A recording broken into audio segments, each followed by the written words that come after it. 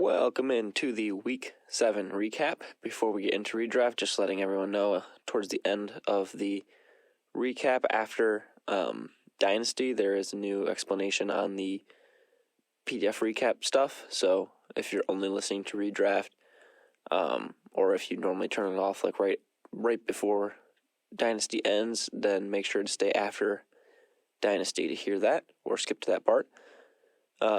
But we will start, as always, with redraft. So, Leftist Cheers 5-2 defeats Gumpy Glizzies 4-3, 158.46 to 133.0. Even with Deebo Samuel out to injury and Joe Mixon on bye, Leftist Cheers cruises to the win and the league's highest score this week.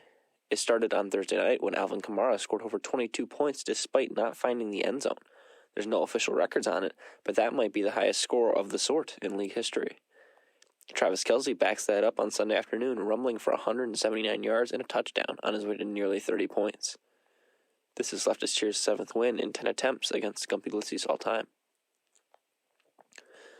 Bills Mafia 3-4 defeats the Red Carpets 1-6, 130.94 to 112.26.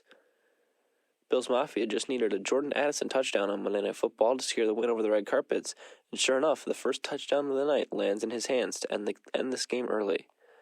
The Red Carpets has one of their more decent games this season, with Mahomes eclipsing 35 points and Andrews getting 20 of his own. But the absence of Bryce Young and Daniel Jones led to a 2-point performance from Brian Hoyer to cap off the loss. Bills Mafia remains undefeated against the Red Carpets all time at 2-0.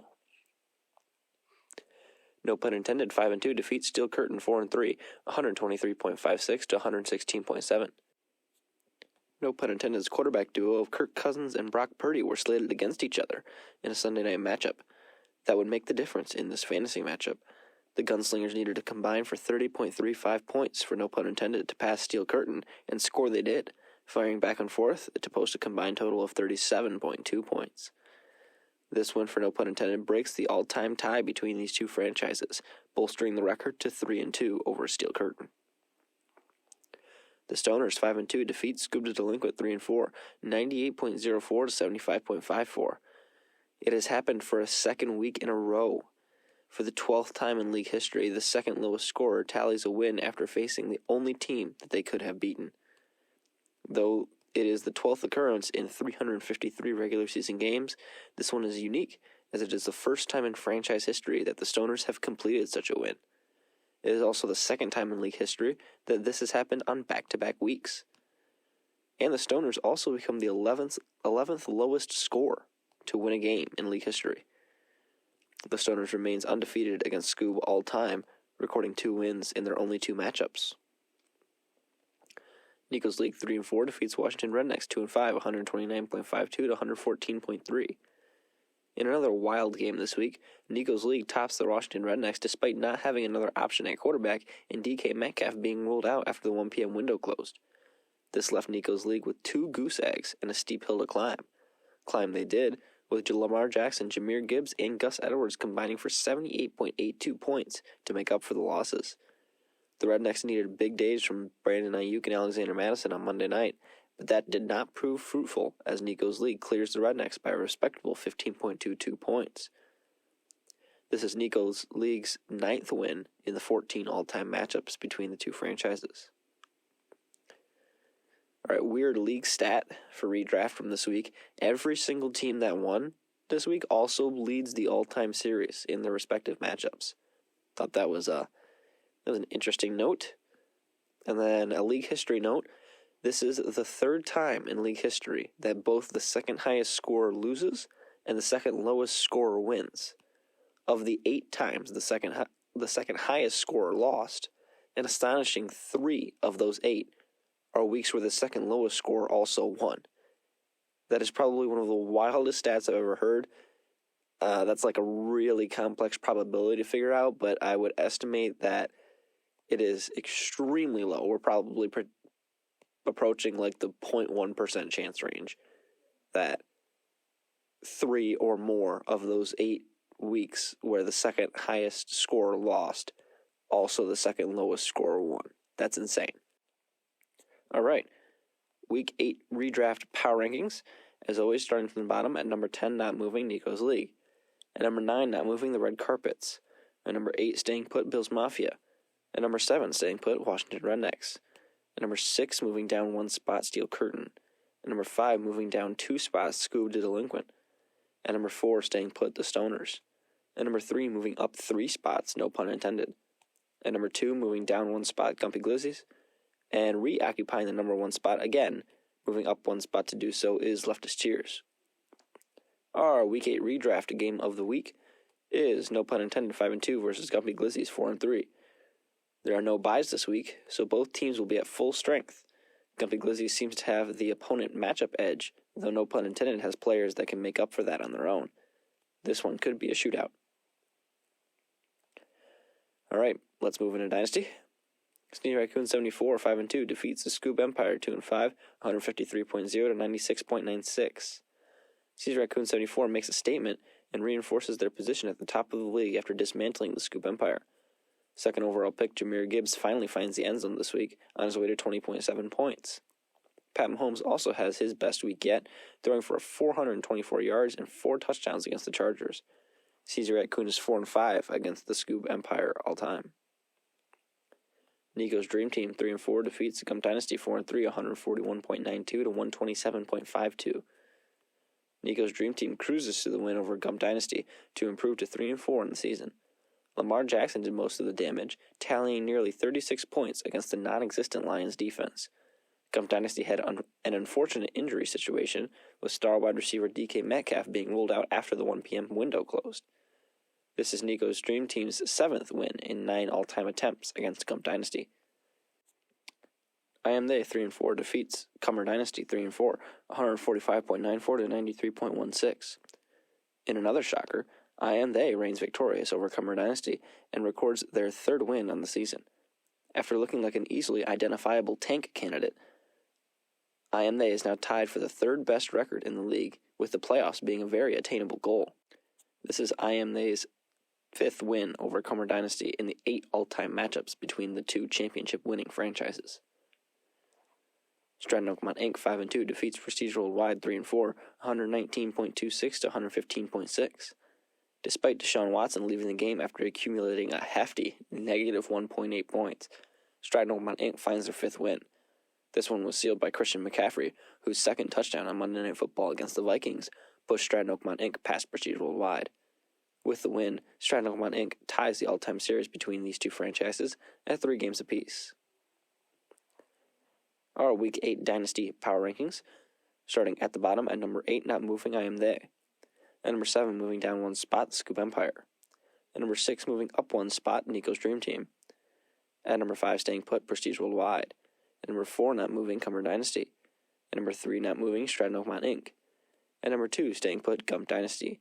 And remaining in the number 1 spot, Sneezy Raccoon 74. Our Week 8 Dynasty game of the week is Cummer Dynasty 3-4 versus Sneezy Raccoon 74, 5-2. And what is likely the biggest shocker of the season, Cummer Dynasty is only 3-4 despite having one of the best rosters in the league. Sneezy Raccoon 74 is quite the contrast, pulling through on expected domination. Will Sneezy Raccoon 74 continue their run toward the trophy, or will Cummer Dynasty show its teeth and take down the top team? We'll find out this week. Alright, let's go over the new updates in the PDF report. So as you can see, right here at the top of the report, brand new, you can now navigate through the report by clicking on these links here for the individual things listed in the report. I realized the report was getting a little lengthy, to the point where if you're just scrolling through it, it's fine. Like if that's how you read it every week and you just scroll from top to bottom, that's how I do it. And glance at the charts and graphs, that's fine. But if you're looking for one specific thing, especially if you're going in later in the week and you want to see one specific thing, or someone told you to go look at one specific thing, you gotta scroll through a bunch of stuff just to find it. So right here, you can just click on it. Like if I were to click on like week 6 coaching efficiency right here, it would bring me all the way down to coaching efficiency, and I could just view that.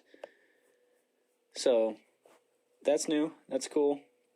Something else new. Let's go down to the scores. These are the weekly scores. So now every week there will be a connector between the two teams that actually played each other.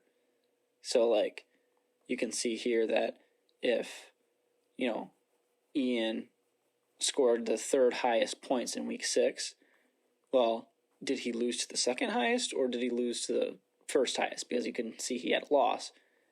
So he actually lost to the highest score. And you can see how, close this game was here between Nick and Stu.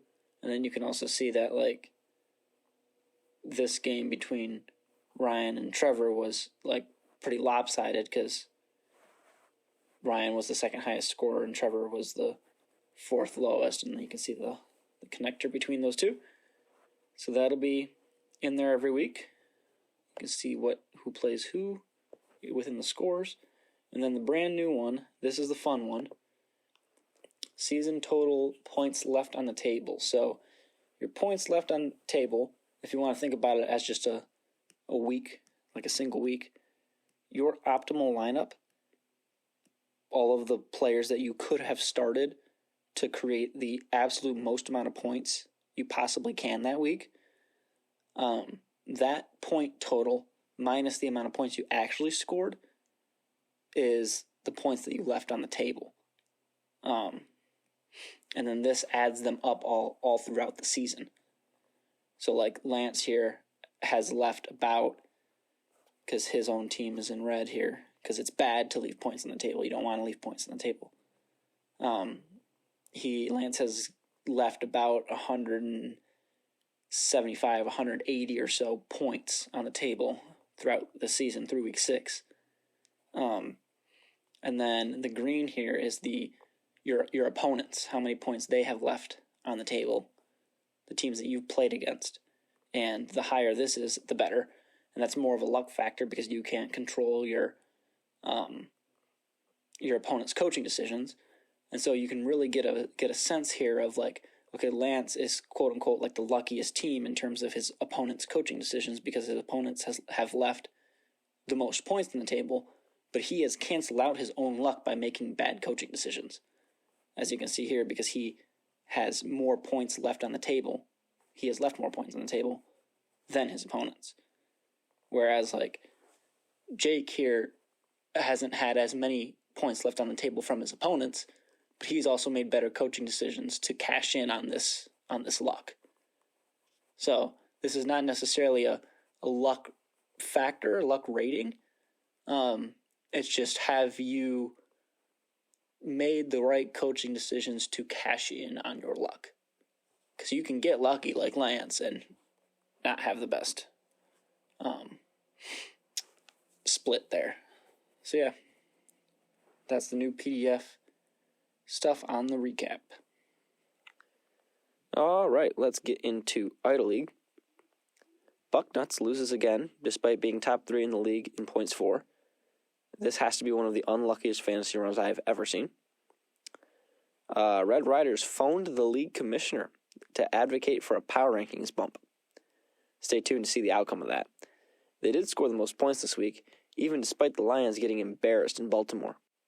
Good for Detroit, though. They are far from the most disappointing team in the state, as some school in East Lansing claims they play football, but I did not see them field a team this weekend. The United States Postal Service barely delivers on Mondays and gives Chad's personal shop vac their third loss after Brock Purdy hits his mark against the Vikings.